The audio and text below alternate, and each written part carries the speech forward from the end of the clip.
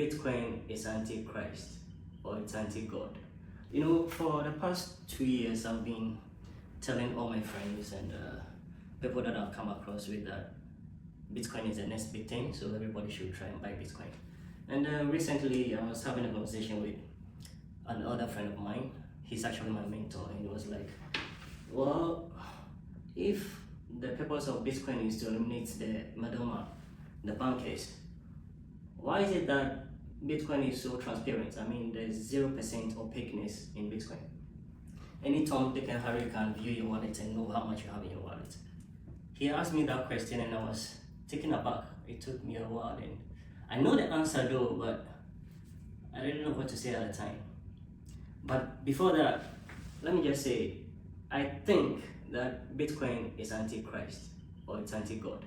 Now I'll explain why in a second. You know, everything we have in our reality, everything that really exists, has some hierarchy to it.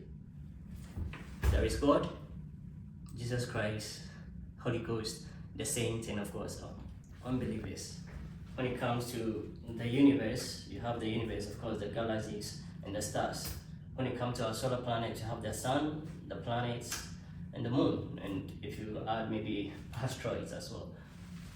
And if you come to our earthly existence, we have the governments, the president taking the higher up, the ministers, the MPs, and the citizens. And of course, I'm in Dubai, so you add the immigrant at the bottom. So everything is in a pyramid form. It's a hierarchy. You come to the basic units, the family, of course. You have the father, the mother, and the children. So everything that is in existence is actually based on hierarchy. And of course, we put God first. So the hierarchy actually starts from heaven, if you allow me to say that. And here comes Bitcoin. Bitcoin basically is trying to dismantle this whole system. What do I mean by that? It's not trying to turn the system upside down, no. But what it's trying to do is to level the playing grounds for everything. So there's no hierarchy to everything. You are your own bank, and you have your own money. You have control over your everything. It's totally decentralized. So basically, Bitcoin is trying to go against God's will, if I should say. Now, back to the question. Why I keep telling people that they should invest in Bitcoin. You know, Satoshi created only 21 million Bitcoin.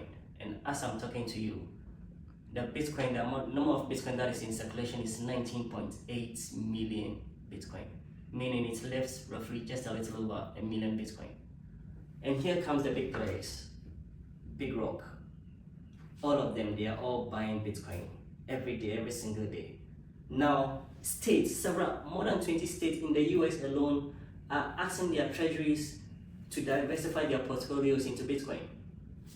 Gold is what we normally say is the biggest assets to invest in.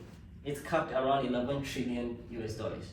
Now, Bitcoin is just around, it's around $3 billion, but it's anticipated that it will go even closer to $10 trillion. And mind you, Bitcoin alone is taking 2 trillion out of this $3 trillion. So you can imagine, the prices would only be going up. 2 years ago, when I started telling people to invest in Bitcoin, Bitcoin was just hovering around 33,000, 28,000. As I'm talking to you, Bitcoin is 108,000. Can you imagine that? So I don't want you to be the guy who will be buying Bitcoin at 250. My guy, you have to buy now. Now, back to the main question my friend Ezra asked me. Why the zero opaqueness? Why the 100% transparency? The answer is simple. It's really simple. To prevent or avoid what we call bouncing checks or multiple swipes of ATMs or debit cards or credit cards. I'll explain why. I can have a $0 in my account and still write somebody a 1 million check. Unless this person goes to the bank to try and cash out that check, is when he's going to realize that I have no money in my account.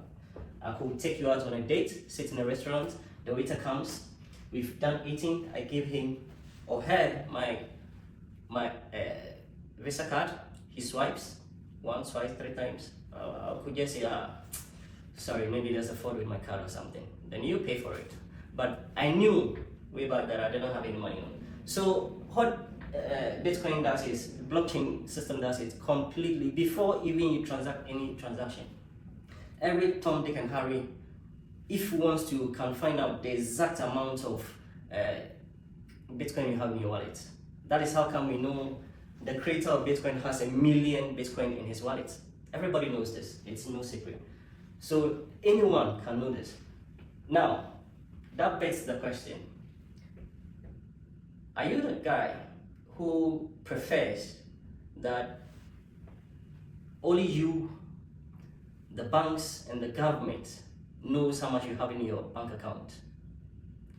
Or are you the guy who is willing to say, okay, anybody at all, no matter who you are, you can know the exact amount I have in my wallet, but you have no access to it. It's only I who can have full authority over it. Unless, of course, I decide to share my wallet keys. Now, you might ask, how is the banks and the government in control of my money? It might surprise you. If you are anywhere in this part of the world, try taking a flight with just $10,000. I promise you, you'll be detained and questioned. If you think the banks are not in control of your money, then why is it legal for them to use 90% of your money at any given time? So is it truly your money? Yes, it is, but who is in charge of your money? The banks.